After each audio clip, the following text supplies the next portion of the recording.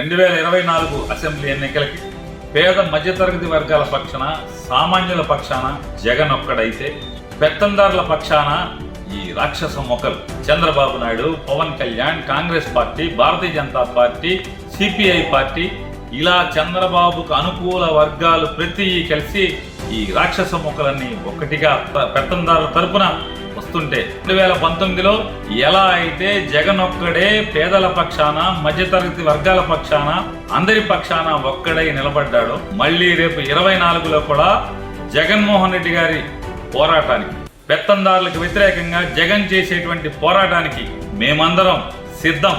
మీరందరూ కూడా సిద్ధం కండి. మనందరం కలిసి జగన్కి అండగా, పెత్తందారులకు వ్యతిరేకంగా ఈ రాష్ట్రానికి మద్దతుగా పోరాటానికి సిద్ధం.